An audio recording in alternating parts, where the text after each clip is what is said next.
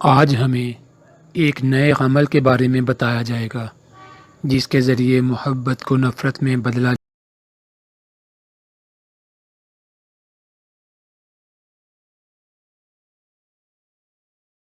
باہمی پیار و محبت میں اضافہ کیا جا سکتا ہے۔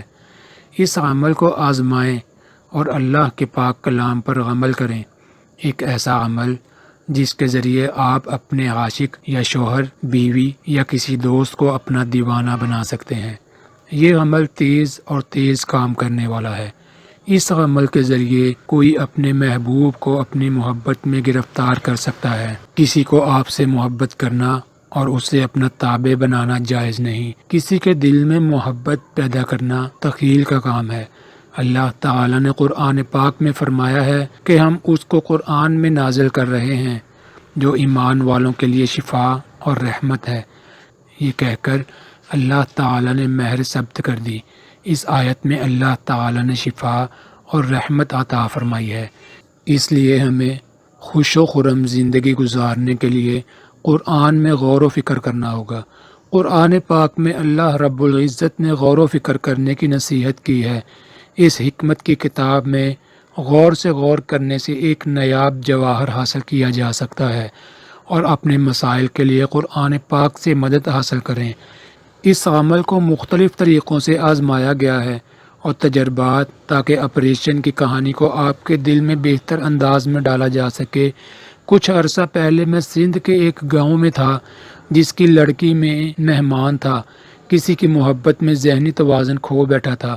میں نے اس کا علاج کیا، اور جب لڑکی نے لڑکے کی وحشت کے بارے میں بتایا تو وہ مجھ سے رونے لگی کہ میں کسی اور کے لائق نہیں، بس اس سے میری شادی کر دو۔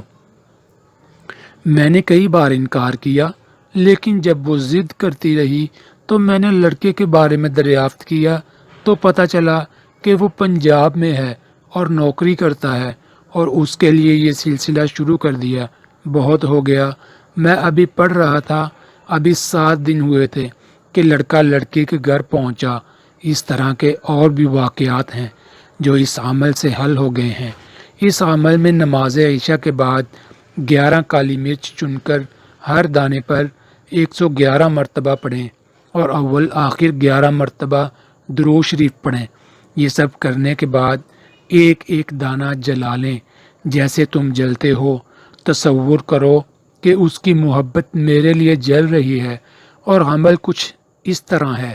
شروع اللہ کے نام سے جو بڑا مہربان نہایت رحم کرنے والا ہے۔ قل هو اللہ احد یا حنان اللہ الصمد یا منان لم یلد یا کریم ولم یلد یا رحیم ولم یکن لکفوا احد یا عزیز ودود۔ نبی کریم صلی اللہ تعالی علیہ وسلم نے نماز کی ممانعت کے بارے میں آخری توصیف فرمائی۔ اس لیے ہمیں زندگی بھر نماز کا اہتمام کرنا چاہیے۔ اللہ رب العزت سے دعا ہے کہ وہ سب کو خیر و عافیت سے نوازے۔ ٹیکنالوجی کے اس دور میں مغربی ثقافت ہماری نوجوان نسل کو گمراہ کر رہی ہے اور انہیں دین سے دور کر کے غیر اخلاقی اور فحش مواد پھیلا رہے ہیں۔ لہذا ہمیں بھی اللہ اور اس کے رسول کی سنت کو اپنانا اور پھیلانا چاہیے رہے گا، اور ایک جاری صدقہ کے طور پر ہمیں اس کا اجر ملتا رہے گا۔ آمین۔